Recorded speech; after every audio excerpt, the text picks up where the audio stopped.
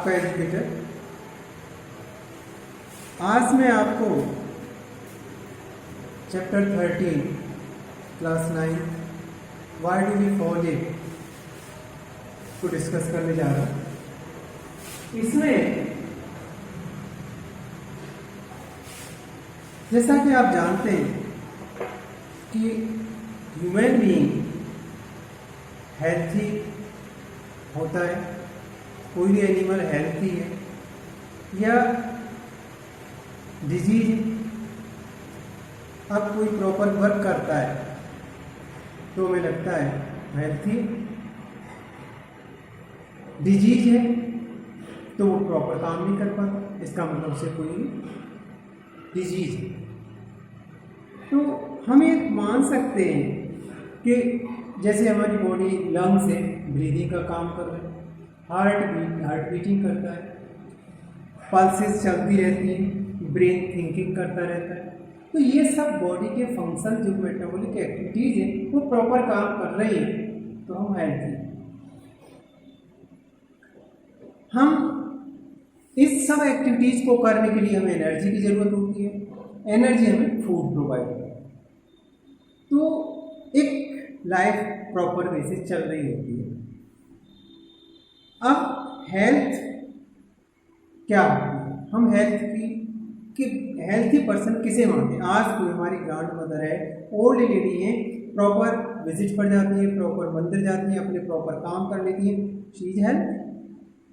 Otherwise she feel uncomfort to do any work, it means disease, she has disease, उसे बीमारी है, उसे या किसी पर्सन को बीमारी है, वो अनकम्फर्टेबल फील करता है, अनकम्फर्टेबल फील करता है, इसका मतलब उसे डिजीज।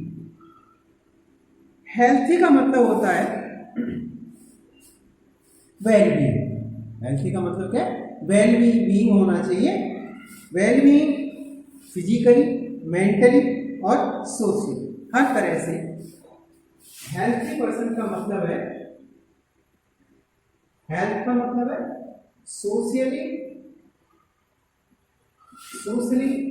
मेंटली और socially, mentally and physical well being है।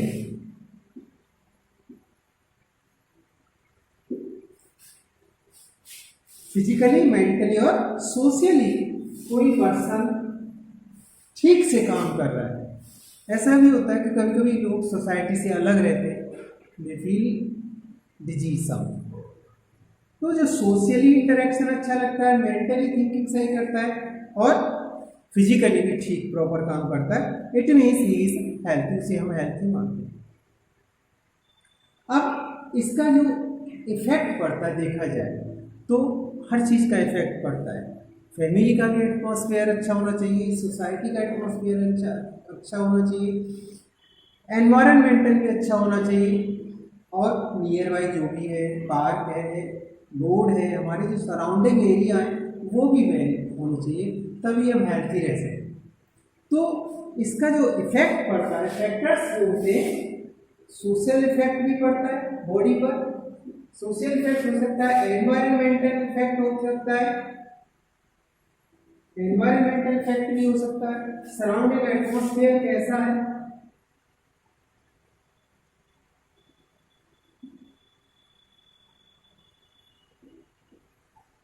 इसका भी हमारी हेल्थ पर इफेक्ट पड़ता है। या हमारे जो नीट एंड क्लीन एनवायरनमेंट है तो हम हेल्थी होते हैं, और हमारा फूड कैसा है इसका भी इफेक्ट हमारी बॉडी पर पड़ता है कि हम किस तरह से, ओपन ड्रेनेज सिस्टम है, जरूर हमारी तो डिजीज हो सकती है, कंटेमिनेटेड वाटर हम ले रहे हैं तो भी डिजीज हो सकता है, फूड पॉइजनस है तो भी डिजीज हो सकता है, डिजीज के बहुत सारे रीजन हो सकते हैं। तो ये होता है। अब हम बात करते हैं कि एक हार्मोनी एटमॉस्फेयर फैमिली में हो, हार्मोनी सामान्य नॉर्मल वे से बात करते हैं, शांति से रहते हैं, अच्छा एटमॉस्फेयर है घर में, तो मेंटली फिजिकली फिट हो, हमारे सराउंडिंग एटमॉस्फेयर अच्छा है, फिट हो।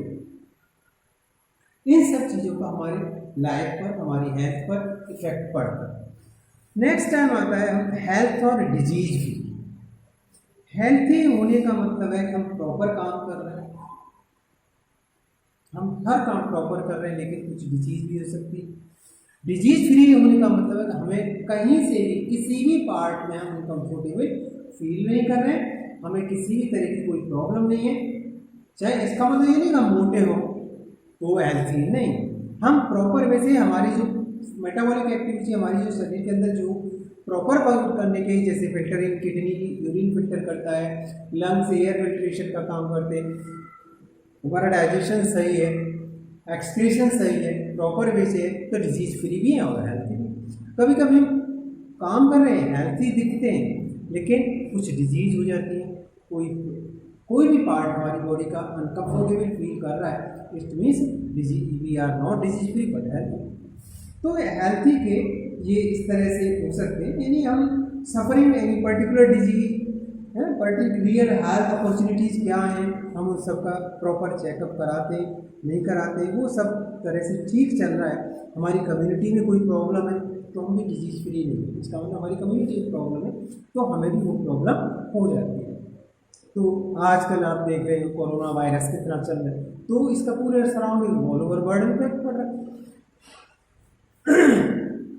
इसी तरह से जो डिजीज लुक लाइक, हम डिजीज को किस तरह से देखते हैं कि ये जो बॉडी होती है हमारी, सारी बॉडी एक साथ मिलकर काम करती है।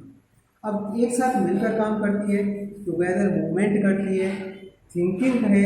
यदि कोई हमें सपोज हमें हेडेक है, इट मीन्स कोल्ड हो सकता है, और भी सिम्टम होते हैं, कोल्ड की वजह से हो जाता है, या लूज मोशन है तो हमें इसका मतलब है कोई गवर्नमेंट बाउंड हो, या कोई पस पड़ गया है तो बाउंड हो रहा है। तो इस तरह के बहुत सारे ये हेडेक स्ट्रेस की वजह से भी हो सकता है। तो बहुत सारी ऐसी डिफरेंट टाइप की डिजीज होती हैं, डजन्स ऑफ डिजीज होती हैं, जो कभी कभी डॉक्टर्स फिजिशियन भी नहीं समझ पाते, वो पैथोलॉजी लैब पर डायग्नोज के लिए भेजा जाता है। तो इस तरह से बहुत सारी डिजीज हो सकते हैं। डिजीज के कारण हो सकते हैं, फिजिकल हो सकता है, कोई सराउंडिंग रीजन भी हो सकता है, कम्युनल रीजन भी हो सकता है, हमारी कम्युनिटी में क्या है, हमारे सराउंडिंग एटमोसफियर कैसा है, इन सब का इफेक्ट पड़ता है। फिर हम ये कह सकते हैं सराउंडिंग का देख लें, एनवायरमेंटल, फैमिली, कम्युनिटी और जेनेटिकल रीजन होते हैं, ये डिजीज के कॉजेज होते हैं। कॉजेज सोशल भी हो सकते हैं, एनवायरमेंटल भी होते हैं, सराउंडिंग एटमॉस्फेयर भी हो सकता है, हमारे फैमिली एटमॉस्फेयर भी हो सकता है, जेनेटिकल भी हो सकता है। ये सारे कॉजेज होते हैं जिससे कि वो डिजीज होने के चांस ये कॉजेज होते हैं। दूसरा नेक्स्ट आता है डिजीज कितने टाइप के, डिजीज टाइप्स ऑफ डिजीज देखें तो there are 2 types of disease. Types of disease 2 types के होते हैं, एक होता है एक्यूट डिजीज, एक होता है क्रोनिक डिजीज।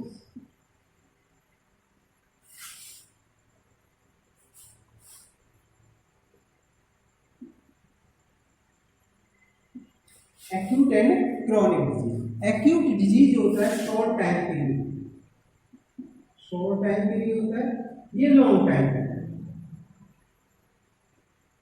लॉन्ग टाइम और शॉर्ट टाइम के लिए आता है। सपोज एक कोल्ड है, जनरल फीवर है, तो ये शॉर्ट टाइम के लिए आता है, तो ये कह सकते हैं कोल्ड है, कॉमन कोल्ड है।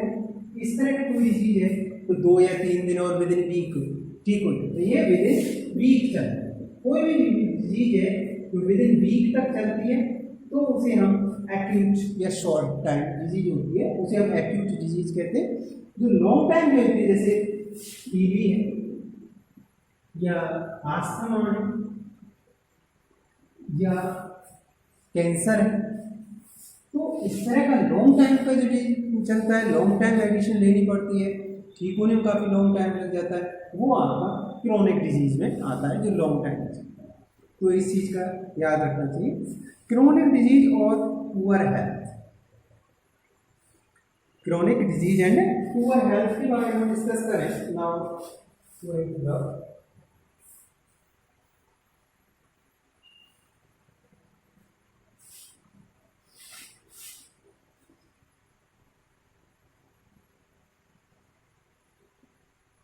पुअर क्रोनिक डिजीज और पुअर हेल्थ के बारे में डिस्कस करते हैं तो हम ये देखते हैं कि हमारी बॉडी प्रॉपर काम नहीं कर रही है, पुअर फंक्शनिंग कर रही है, इसका मतलब हमको डिजीज। अब डिजीज हमें ये चेक कराना होता है कि वो किस तरह की जनरल हेल्थ पर क्या हमारी इफेक्ट पड़ रहा है। हमारी एक डिजीज क्रोनिक है तो हाउ कैन इट सॉल्व। अब कॉमन कोल्ड है तो जनरल है, 2 दिन में ठीक हो जाता है, लेकिन यही चीज़ टीबी है तो बहुत टाइम लेता है, 6 मंथ तक ठीक हो पाती है। और भी बहुत सारी बीमारियां हैं, क्रोनिक हो सकती है, drastic long time body effect करती है और ठीक भी हो जाती है, डिजीज फ्री हो जाती है। सपोज कोई टीबी है, ठीक हो जाता है, लेकिन डिजीज फ्री हो गया बट नॉट हेल्थी, उसको फिर रिकवर होने, बॉडी को रिकवर होने में टाइम लगता है, हेल्थी होने में टाइम लगता है। ये डिजीज फ्री है। हमें कोई डिजीज हुई, क्रोनिक डिजीज हुई, लॉन्ग टाइम तक रहा, हम उससे बीमारी से ठीक हो गए तो डिजीज फ्री हो गए बट नॉट हेल्थी। फिर weakness, this will cover in long time, इसको कवर करने में दोबारा से हेल्थी होने में टाइम लगता है। तो इसे हम हेल्थी तभी मान सकते हैं जब हम प्रॉपर अपनी बॉडी के से हम काम कर सकते हैं, लॉन्ग टाइम तक ठीक रह सकते हैं, तो ये हम कह सकते हैं कि हेल्थी है। तो लॉन्ग टाइम क्रोनिक डिजीज हमारी बॉडी पर काफ़ी ड्रास्टिक इफेक्ट डालता है। अब आता है कॉजेज ऑफ डिजीज।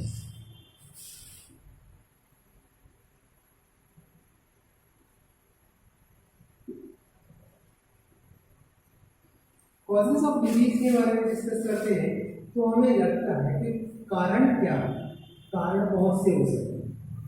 अभी हमने आपको यही बात आपको बताई थी कि एक तो वाटर, हम कंटेमिनेटेड वाटर लेते हैं, लूज मोशन हो जाता है, कॉलेरा हो जाता है, कभी कभी पानी डिहाइड्रेशन हो जाता है, तो लैक ऑफ वाटर की वजह से डिहाइड्रेशन हो जाता है।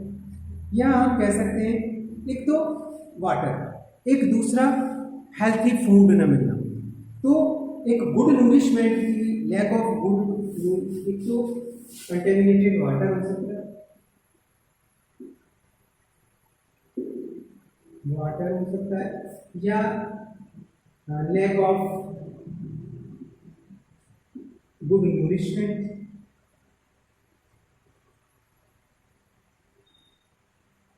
लैक ऑफ गुड न्यूट्रिशमेंट, अच्छा खाना न मिलना, ये भी एक डिजीज का कारण हो जाता है जिसमें पूरे न्यूट्रिएंट्स नहीं मिलते। और इसके अलावा जीनेटिकल फैक्टर, जीनेटिक्स का भी एक जीनेटिकल डिफरेंसेस की वजह से भी हमें डिजीज हो सकता है। और इसमें एक सोशली एनवायरमेंटल इफेक्ट पड़ सकता है, फैमिली एटमॉस्फेयर स्ट्रेस से भी हो सकता है।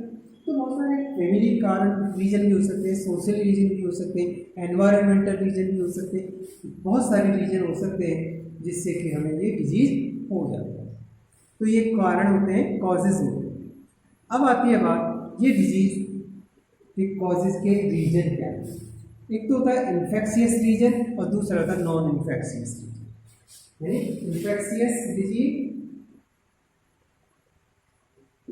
और नॉन इन्फेक्शियस।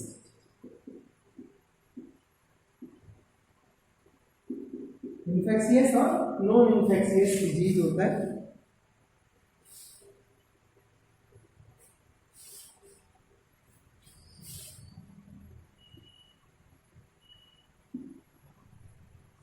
तो इन्फेक्शियस, जब इन्फेक्शन फैलता है माइक्रोब्स का, यानी माइक्रो ऑर्गेनिज्म स्प्रेड होते हैं, 1 पर्सन टू अनदर पर्सन चले जाते हैं, इन्फेक्शियस होते हैं। कुछ डिजीज ऐसे होते हैं कि 1 पर्सन टू अनदर पर्सन नहीं जाते हैं, ये जनरली हो जाते हैं। नॉन इन्फेक्शियस जैसे होते इंटरनल कोई प्रॉब्लम होती है, जैसे इंटरनल कोई प्रॉब्लम है, इंटरनल होता है तो इस तरह से इंटेस्टाइनल हो सकता है, इंटेस्टाइनल कोई इंटेस्टाइनल डिजीज हो सकता है, इंटरनल बॉडी पार्ट्स में डिजीज हो जाता है तो नॉन इन्फेक्शियस होता है। एक होता है वायरस से, बैक्टीरिया से, one place to another place से आ जाता है, जैसे जैसे आजकल वो चल रहा है कोरोना, ये इन्फेक्शियस डिजीज, इन्फेक्शन फैल जाता है एक से दूसरे, दूसरे से तीसरे। तो जो कम्युनिकेबल डिजीज होता है देखा जाए तो उसे हम इन्फेक्शियस कहते हैं, नॉन कम्युनिकेबल होता है वो नॉन इन्फेक्शियस डिजीज में आता है। बहुत सारी डिजीज हो सकती हैं, ये एक एक्सटर्नल कारण होता है देखा जाए तो इन्फेक्शियस का एक एक्सटर्नल कारण, एक्सटर्नल एक्सटर्नल इन्फेक्शियस डिजीज में आता है और इंटरनल नॉन इन्फेक्शियस डिजीज में आता है। तो ये इन्फेक्शन इसी तरह से कम्युनिकेबल नॉन कम्युनिकेबल डिजीज कह सकते हैं इसको हम। और ये जैसे हम ये कह सकते हैं, ये लैक ऑफ एक्सरसाइज की वजह से ब्लड प्रेशर बीपी हो सकता है, लैक ऑफ एक्सरसाइज की वजह से, या हम कह सकते हैं और जेनेटिक में जेनेटिक एब्नॉर्मलिटी हो सकती है, जेनेटिक एब्नॉर्मलिटी। इस तरह की जो डिजीज होती है हम उसे नॉन इन्फेक्शियस डिजीज में देते हैं। ब्लड प्रेशर है, गॉइटर है, शुगर है, ये सब नॉन इन्फेक्शियस डिजीज में आते हैं। तो अब आता है इन्फेक्शन के एजेंट क्या होते हैं। इन्फेक्शन एजेंट,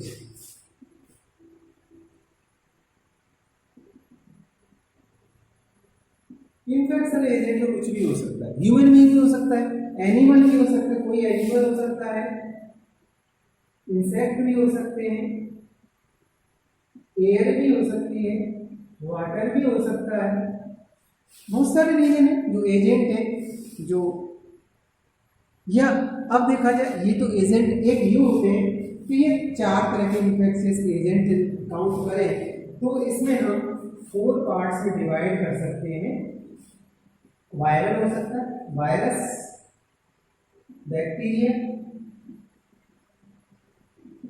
फंजाई, प्रोटोजोआ, या कोई वॉर्म भी हो सकते हैं।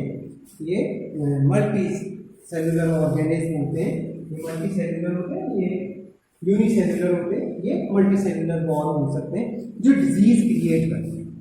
इसी तरह से हम इन डिजीज को ये इन्फेक्शियस एजेंट माने जाते हैं। क्या क्या होते हैं infectious agent? Virus, bacteria, fungi, protozoa and worm, ये होते हैं। अब हम इनको कैटेगराइज करें, इनको कैटेगराइज करते हैं तो हम डिजीज को डिफरेंट टाइप में डिवाइड कर सकते हैं। अब जैसे वायरल डिजीज है, वायरल डिजीज, वायरल डिजीज हो सकते हैं, बैक्टीरियल, बैक्टीरियल, फंगस, प्रोटोजोआ या वॉर्म।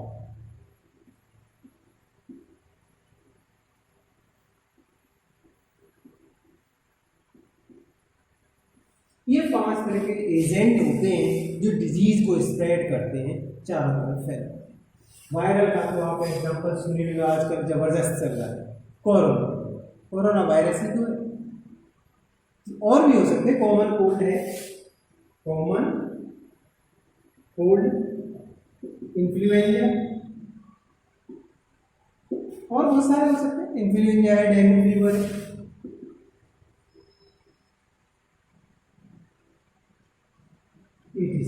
बहुत सारे।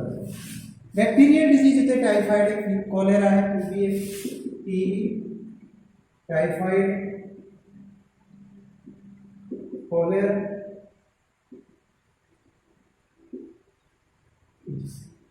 बहुत सारे। देखिए सबके कम से कम 4-5 जरूर एग्जाम्पल याद रखना, एग्जाम टाइम में बड़े काम आते हैं। और इसमें स्किन इन्फेक्शन, स्किन इन्फेक्शन होते हैं। प्रोटोजोआ में आप बहुत सारे होते हैं, जैसे मलेरिया है, कालाजार है,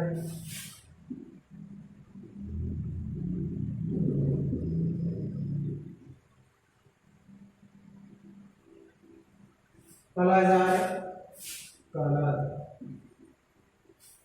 वॉर्म से भी बहुत डिजीज होते हैं, इंटेस्टाइनल वॉर्म है, इन्फेक्शियस,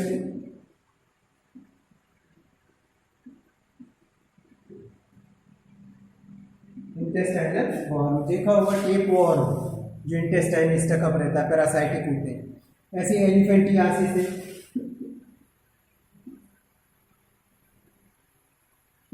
ये सब वॉर्म से होने वाले डिजीज होते हैं। इनको हम कैटेगराइज कर सकते हैं, वायरल डिजीज, बैक्टीरियल डिजीज। इसी तरह से जब हम कोई मेडिसिन भी लेते हैं तो हमें डॉक्टर पहले ये देखता है कि ये किससे डिजीज है। जैसे बैक्टीरिया से तो एंटीबायोटिक लेते हैं, पेनिसिलिन। तो पेनिसिलिन क्या काम करता है, जो उसके ऊपर जो बैक्टीरिया होता है बॉडी के अंदर, उसके ऊपर वॉल तैयार कर देता है, सेल वॉल तैयार कर देता है, जिससे कि वो ग्रोथ नहीं कर पाते, धीरे धीरे दे विल डाई और take out from the body and they will not effect on the human body और एनी एनिमल बॉडी। एनिमल की बॉडी पर कोई इफेक्ट नहीं करता। जब हम एंटीबायोटिक लेते हैं तो वायरस को कोई इफेक्ट नहीं करता। एंटीबायोटिक लेने का मतलब वायरल डिजीज पर कोई इफेक्ट नहीं करती, कोई वायरस को कुछ नहीं कर सकती, वायरस को नहीं रोक सकती कोई बैक्टीरिया एंटीबायोटिक। इसीलिए जब कॉमन कोल्ड होता है हमें एंटीबायोटिक नहीं लेनी चाहिए। ज़्यादा एंटीबायोटिक लेने से हमारी बॉडी की इम्यूनिटी लॉस्ट हो जाए। That is the today one part. Next time I will tell you about the means of spread, and likes and subscribe. Thank you. Yo!